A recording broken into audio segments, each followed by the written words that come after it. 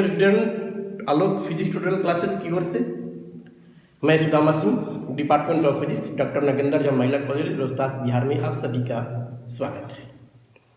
छात्रों, इसके पिछले वीडियो में हम लोगों ने देखा समानांतर प्लेट संधारित्र की धारिता कितनी होती है। इसके बाद हम देखेंगे कि उस समानांतर प्लेट संधारित्र में दोनों प्लेटों के बीच अगर कोई पाराविद्युतीय पदार्थ को रख दिया जाए तो उसकी धारिता क्या होगी, जिसको बोलते हैं यौगिक समानांतर प्लेट संधारित्र।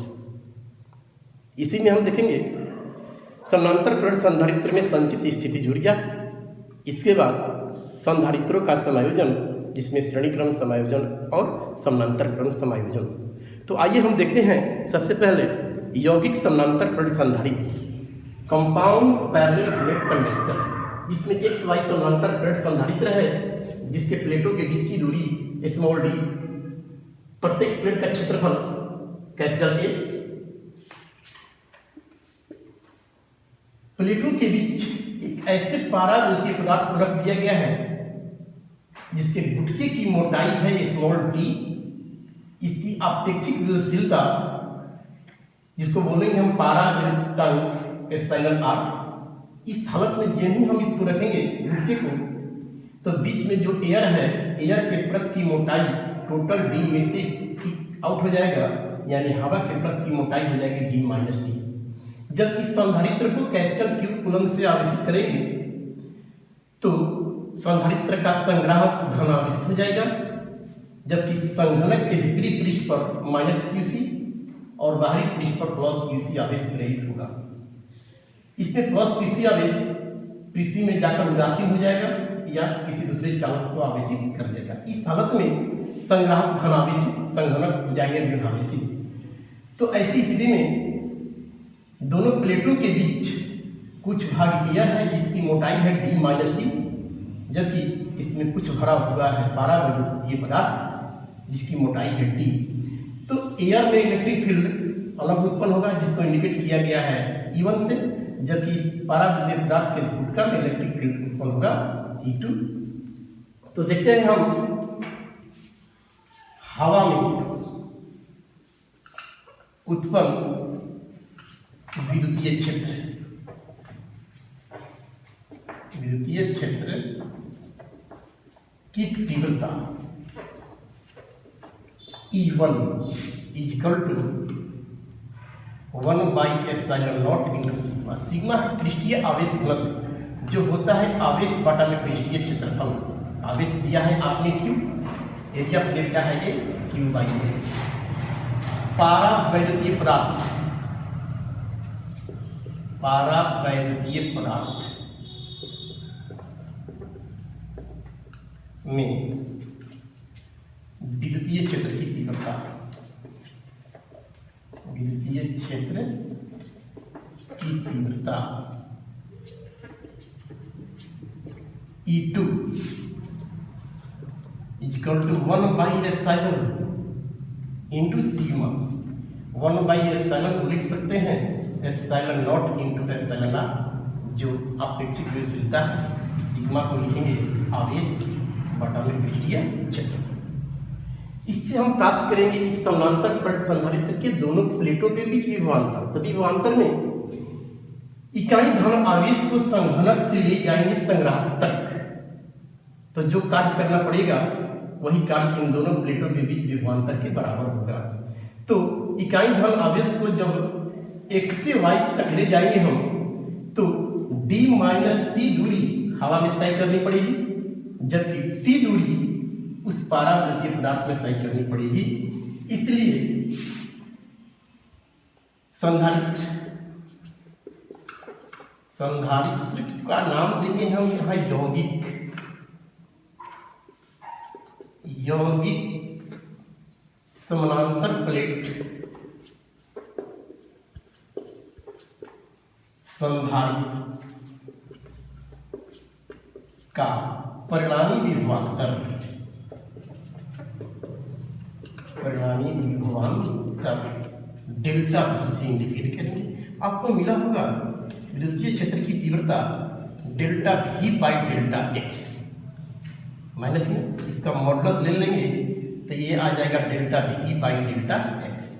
तो विभवांतर delta V is equal to E into delta X, यानी द्वितीय क्षेत्र में दूरी से मल्टीप्लाई करेंगे तो विभवांतर की प्राप्ति होगी। तो चूंकि हवा में अलग इलेक्ट्रिक फील्ड है तो हवा का अलग विभवांतर और परावृत्तीय पदार्थ का अलग द्वितीय क्षेत्र है, तो उस माध्यम में अलग हो जाएगा विभवांतर। तो इसलिए लिख दिया गया है परिणामी विभवांतर। तो हवा के लिए इलेक्ट्रिक फील्ड E1, हवा की दूरी जो है डेल्टा X के स्थान पर हम पुट करेंगे D माइनस डी प्लस परावृत्तीय पदार्थ में इलेक्ट्रिक फील्ड E2, और इसमें आपको दूरी तय करनी पड़ेगी T। तो ये हो जाएगा परिणामी विभवांतर। अब ये E1 E2 जो द्वितीय क्षेत्र की तीव्रता है हवा और परावृत्तीय पदार्थ में, इसका वैल्यू हम पुट करेंगे तो 1/ε0 Q/A D minus D plus 1/ε0 εr Q/A into D. इसमें से कॉमन आउट है आपको Q/ε0 A, तो फर्स्ट टर्म में बचेगा D minus T plus second term में आ जाएगा 1/εr इंटू टी। अब टी को कॉमन आउट करेंगे तो Q/ε0 A D माइनस, इन दोनों में से टी कॉमन निकालेंगे हम तो ये प्लस बन जाएगा माइनस, तो 1 माइनस 1/εr इंटू टी। ये हो गया उस यौगिक समानांतर प्लेट संधारित्र के प्लेटों के बीच का विभवांतर जब उसके प्लेटों के बीच टी मोटाई का कोई परावृत्तीय पदार्थ को रख दिया गया है। इसके बाद देखेंगे इसकी धारिता कितनी होती है। इसलिए यौगिक समानांतर प्लेट संधारित्र की धारिता, संधारित्र की धारिता, वही फॉर्मूला यूज करेंगे धारिता वाला, आवेश बाई विभवांतर डेल्टा V। आवेश दिया है Q, विभवांतर यहां आउट हुआ Q by ε0 A D minus bracket में 1 माइनस 1/εr इंटू, यहाँ Q कैंसिल, इसलिए इस यौगिक समानांतर प्लेट संधारित्र की धारिता प्राप्त होगी ε0 A अंश में चला जाएगा तो ε0 A by D minus 1 minus εr into D. ये उस समानांतर प्लेट संधारित्र की धारिता है जब उसके प्लेटों के बीच टी मोटाई के कोई परावृत्तीय पदार्थ को गुटका रख दिया गया है जिसका पारावैद्युतांक यानी अपेक्षिक गतिशीलता है εr। और देखेंगे ये वैल्यू घट रहा है पहले की तुलना में या बढ़ रहा है। तो हवा वाले समानांतर प्लेट संधारित्र की धारिता आपको पहले बताया जा चुका है। तो हवा वाले समानांतर प्लेट संधारित्र की धारिता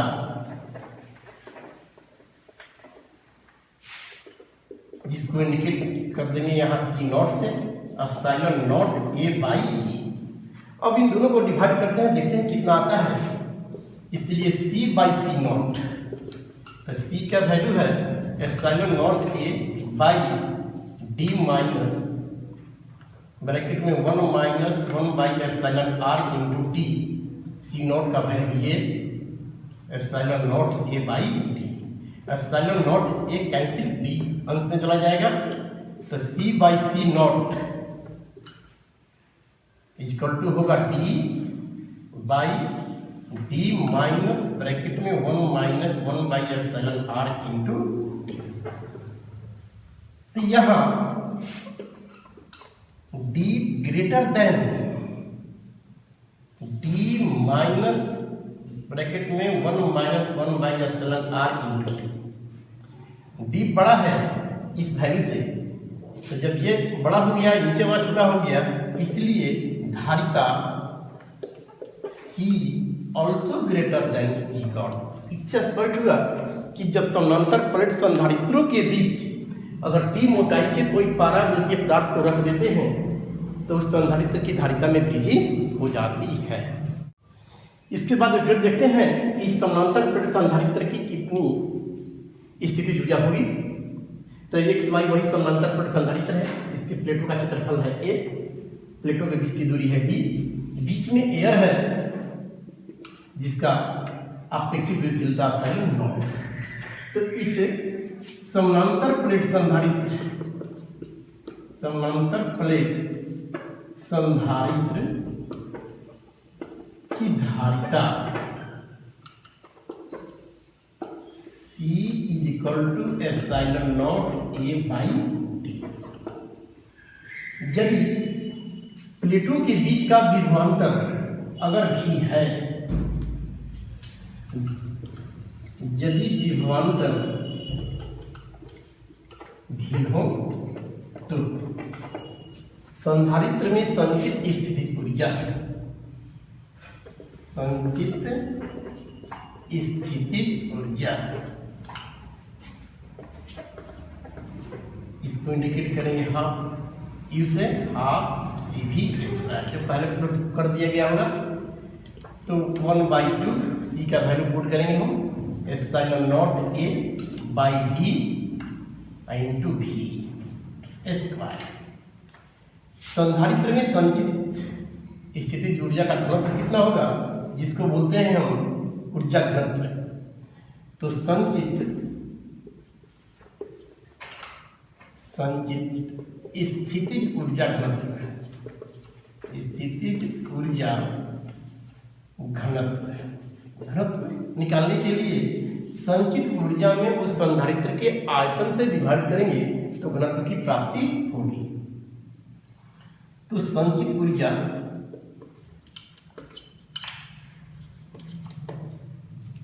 बाई संधारित्र का आयतन, संधारित्र का आयतन।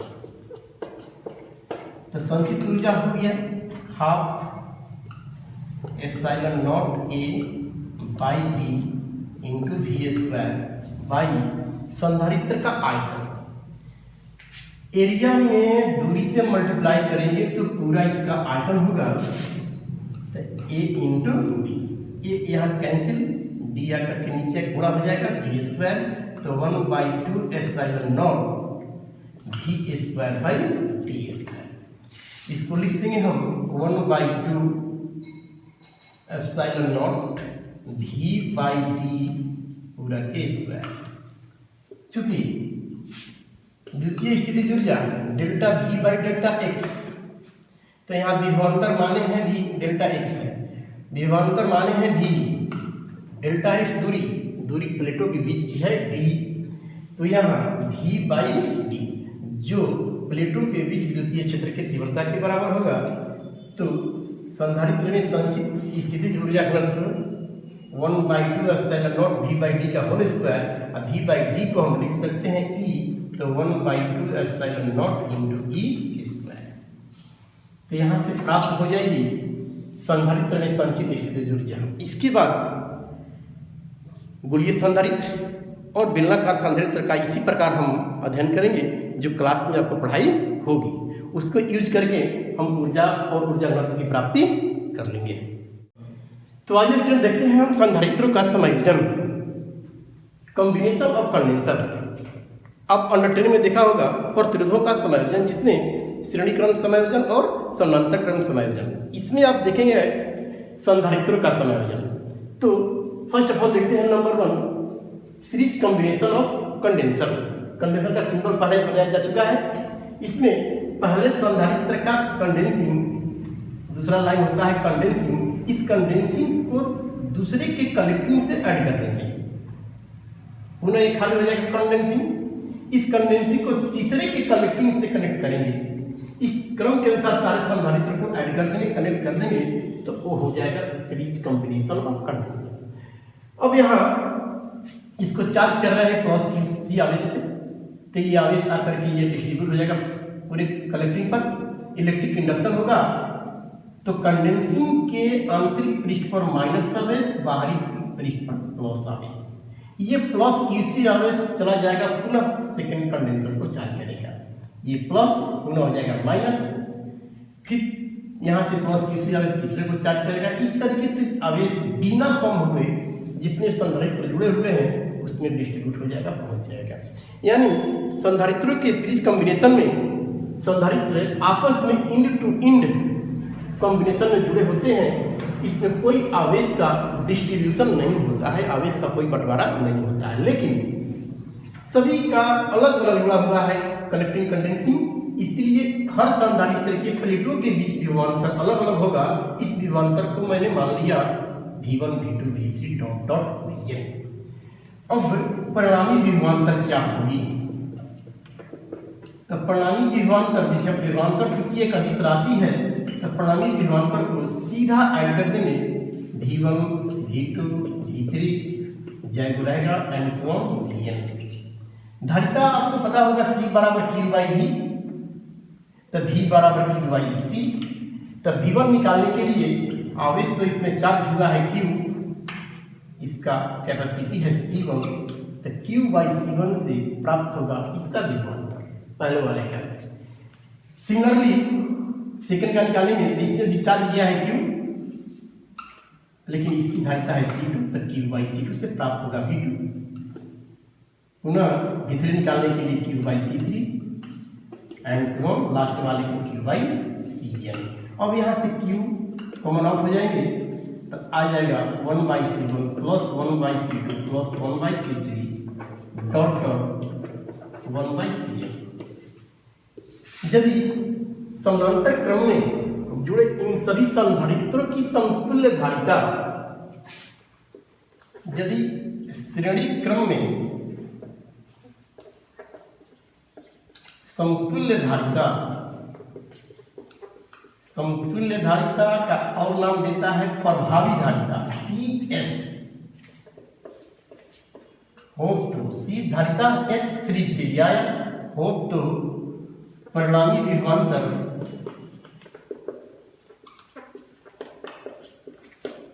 V बराबर Q बाई CS। यहाँ फिगर से परिणामी विभवांतर आया, ये फॉर्मूला के अनुसार Q बाई CS का इन दोनों विभवांतर को इक्वल करेंगे हम तो आ जाएगा Q by CS equal to Q bracket में 1 by C1 plus 1 by C2 plus 1 by C3 dot dot last 1 by Cn। Q cancel तो 1 by CS equal to 1 by C1 plus 1 by C2 plus 1 by C3 dot dot last 1 by Cn। ये हो गया संधारित्र जब श्रेणी क्रम में जुड़ा रहेगा तो उसकी समतुल्य धारिता का फॉर्मूला। तो यदि सभी संधारित्रों की धारिता C1 equal to C2 equal to C3 सब बराबर हो डॉट डॉट लास्ट Cn भी बराबर हो C के, तो सबकी जगह पर वैल्यू पुट करेंगे हम तो 1 by CS equal to 1 by C plus 1 by C plus 1 by C last भी हो जाएगा 1 बाई C। अब यहाँ 1 बाई CS इक्वल टू सारे को ऐड करेंगे, अगर 5 को रहेगा तो 5 इंटू 1 बाई C 8 को रहेगा, 8 इंटू 1 बाई C यहाँ n है तो n इंटू 1 बाई C यानी n बाई C। इसलिए समतुल्य धारिता आ जाएगा C equal to C by n। Number से डिवाइड हो रहा है, प्रत्येक संधारित्र की धारिता यहाँ C है जिसमें डिवाइड हो रहा है संख्या से, और संख्या से डिवाइड करेंगे तो उसका वैल्यू का होगा कम। इसका अर्थ है कि जब संधारित्रों को श्रेणी क्रम में हम ऐड करते हैं, कनेक्ट करते हैं तो जो समतुल्य धारिता है वो घट जाती है, परिणामी वैल्यू कम प्राप्त होता है। तो आइए स्टूडेंट देखते हैं संधारित्रों का समानांतर क्रम संयोजन parallel combination of condenser. Second point है इसमें सभी संधारित्रों का कलेक्टिंग यानी पहला शेष एक बिंदु पर और सभी का कंडेंसिंग दूसरे बिंदु B पर जुड़ा होता है। इस तरीके से जब इसमें हम आवेश प्रवाहित करेंगे, आवेशित करेंगे तो बिंदु A पर आवेश आकर के डिस्ट्रीब्यूट हो जाएगा। पहले संधारित्र में आवेश दिया Q1 जो इसको कलेक्टिंग को चार्ज करेगा प्लस से, इलेक्ट्रिक इंडक्शन होगा तो इसके आंतरिक पृष्ठ पर माइनस बाहरी पृष्ठ पर प्लस आवेश, ये प्लस आवेश चला जाएगा बिंदु बी पर।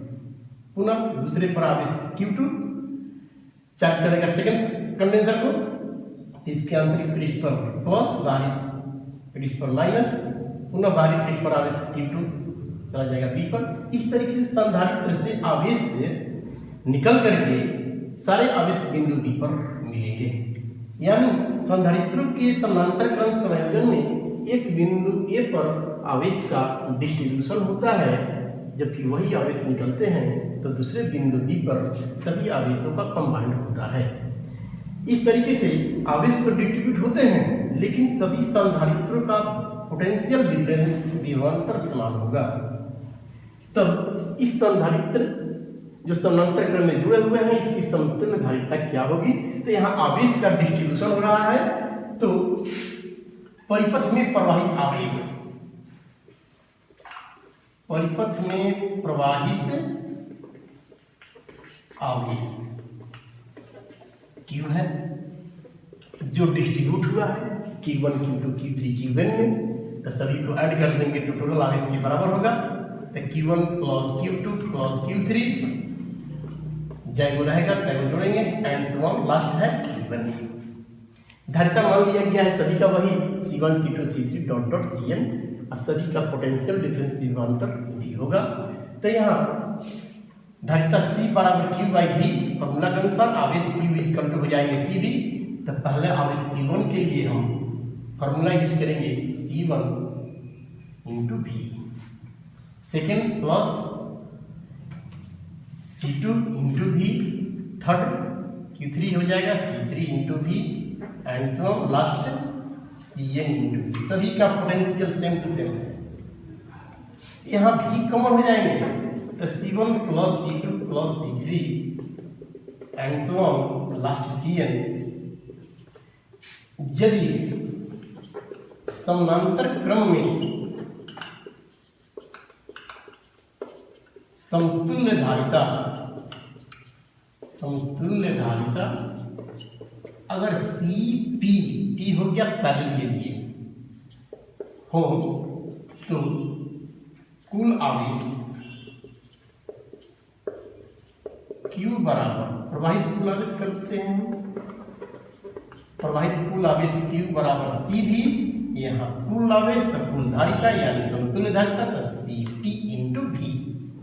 यहाँ परिपथ के अनुसार निकला कुल आवेश, तो दोनों को इक्वल करेंगे हम, तो Cp into V equal to V bracket में C1 plus C2 plus C3 dot dot last Cn into V तो बाहर V कैंसिल, इसलिए समतुल्य धारिता Cp जो समानांतर क्रम में है आएगा फॉर्मूला आपको C1 plus C2 plus C3 and so on Cn। यदि धारिता सब इक्वल हो, धारिता C1 equal to C2 equal to C3 dot dot last Cn equal to अगर C हो, तो समतुल्य धारिता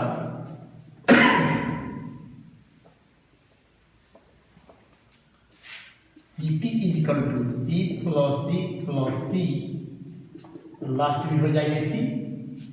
तो यहाँ इसको लिख सकते हैं Cp equal to MC, M number of condenser है।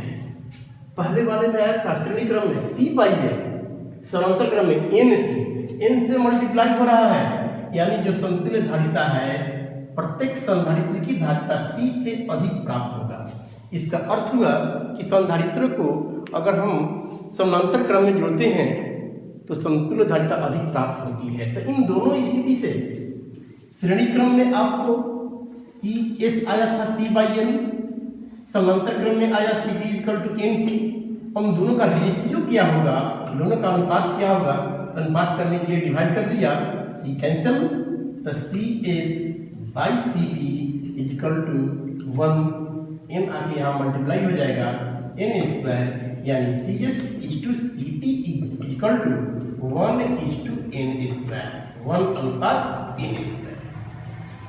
अब इससे प्रॉब्लम बहुत सारा बना सकते हैं। CS, CP और N में कोई दो दिया रहेगा, तीसरे का वैल्यू का निर्धारण कर सकते हैं।